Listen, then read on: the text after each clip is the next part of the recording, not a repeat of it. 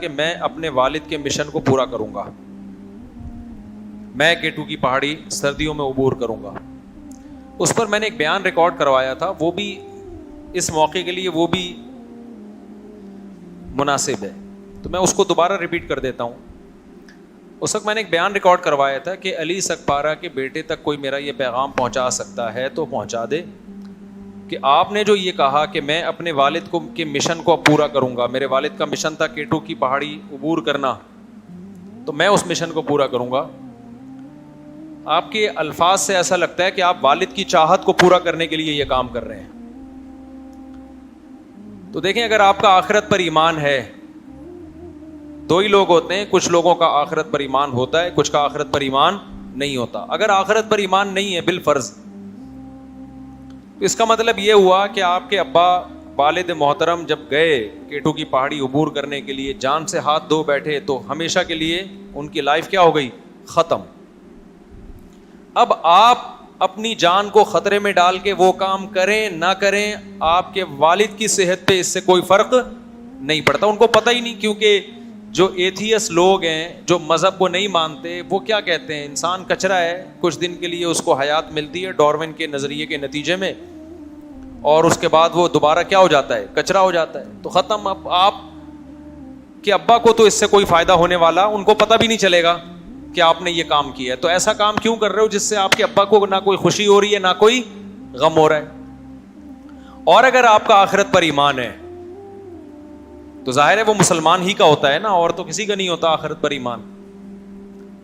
اللہ رسول کو آپ مانتے ہو, 3 مذاہب ہیں جو آخرت کو مانتے ہیں, ایک یہودی, ایک عیسائی اور ایک مسلم. بہت ساری چیزیں عیسائی, یہودی اور اسلام میں کامن بھی تو ہے نا, اصل میں تو تینوں ہی سچے مذہب ہیں نا, وہ تو تحریف ہوئی ہے. رکھتے ہیں کہ موسیٰ علیہ السلام بھی سچے نبی تھے, عیسیٰ ابن مریم بھی سچے نبی تھے, اور محمد صلی اللہ علیہ وسلم بھی سچے نبی. تینوں کی فالوورز جو حقیقی معنی میں فالو کریں گے وہ جنتی ہیں, حقیقی معنی میں جو فالو کرے گا ان کو. تو تینوں مذاہب کا اس پر اجماع ہے کہ آخرت کے بعد ایک زندگی ہے, اس میں کامیابی ان لوگوں کو ملتی ہے جو اچھا عمل کر کے جاتے ہیں. اچھے سے وہ اچھا جس کو اللہ نے اچھا کہا ہو, جس سے اللہ خوش ہوتا ہے.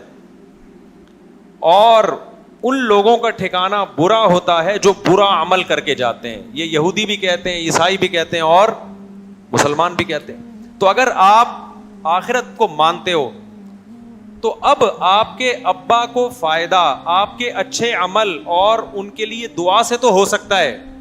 بیٹے کی نیکیاں کس کو پہنچتی ہیں اگر باپ نے اس کی تربیت کی ہو, ورنہ دعا سے تو پہنچ ہی جاتی ہیں.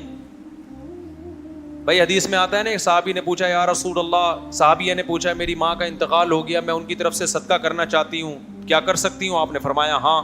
تو صدقہ ایک نیکی ہے نا. تو ان صحابیہ کو پتا تھا کہ نبی نے بتا دیا کہ تم اب جب کسی غریب کو کھانا کھلاؤ گی تو اس صدقے کا ثواب کہاں پہنچے گا؟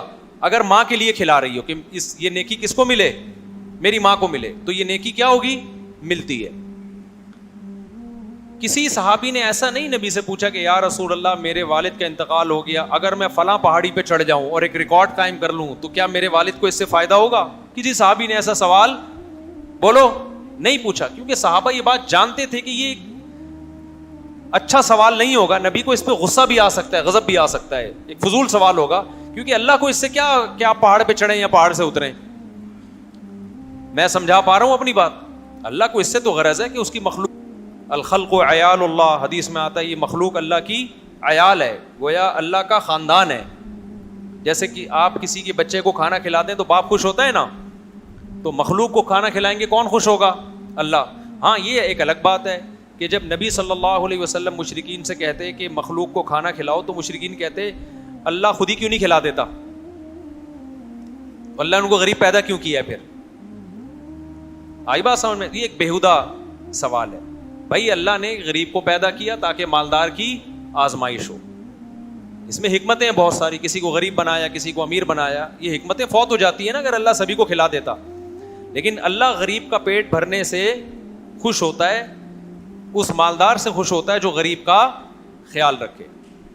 تو صحابیہ نے نبی سے کیا پوچھا, میں اگر صدقہ کروں گی تو میری ماں کو, نیت میری ہوگی اپنی ماں کے لیے صدقہ کر رہی ہوں, تو میں نے کہا تھا کہ علی سکپارہ کے بیٹے کو میرا کوئی پیغام پہنچا دے کہ بھئی آپ کے والد صاحب کی جو ڈیتھ ہوئی, اللہ مغفرت فرمائے ان کے درجات بلند کرے. تو اب آپ کے والد کو جو فائدہ ہوگا نا, اگر آپ کا آخرت پر ایمان ہے, تو فائدہ ہوگا صدقات و خیرات سے, نیکی کرنے سے, وہ کام کرنے سے جس کا خدا نے ہمیں حکم دیا ہے, وہ خیر کے کام. پہاڑ پہ چڑھنے سے کسی بھی مسلک کے عالم سے پوچھ لینا, پہاڑ پہ چڑھنا کوئی نیکی نہیں ہے جس کا ثواب پہنچایا جا سکتا ہو. سمجھ میں آ رہی بات کہ نہیں آ رہی؟ تو آخرت پر ایمان نہیں ہے تو بھی یہ کام فضول ہے, آخرت پر ایمان ہے تو بھی یہ کام کیا ہے, فضول ہے, اس کا کوئی فائدہ نہیں. تو یہ آپ اپنے لیے کر رہے ہو. اس کا یہ کہنا کہ ابا کے مشن کی تکمیل کروں گا, یہ جملہ غلط ہے. آپ یہ کہو کہ بھائی میں بھی ٹرائی کروں گا, اگر قد مل جائے گی, ورنہ موت کے منہ میں چلا جاؤں گا. تو پھر ہم اس پہ دوسرے پہلو سے غور کریں گے کہ اگر آپ یہ اپنے لیے کر رہے ہو نا, یہ نہیں کہو کہ میں ابا کے مشن کو پورا کروں گا, ابا کو اس سے کوئی فائدہ نہیں ہے, بلکہ ابا ہو سکتا ہے وہاں برزخ میں, ہو سکتا ہے کہ یقینی بات ہے وہ کہیں گے کہ کاش میں اس راستے میں موت میری نہ ہوتی. یہ میں نے اپنے آپ کو کیوں, اپنی جان کو میں نے ایک خطرے میں ڈالا. دیکھو ایک آدمی ویلی لگا رہا ہے, عزت اس کی بھی ہوتی ہے کہ نہیں ہوتی, لیکن سر بھی کھلتا ہے اس کا. جب اس کا سر کھل جاتا ہے نا ویلی لگانے والے کا, پھر وہ کہتا ہے کاش میں نے عزت کا یہ طریقہ حاصل نہ کیا, یہ اختیار نہ کیا ہوتا عزت کا میں نے یہ طریقہ.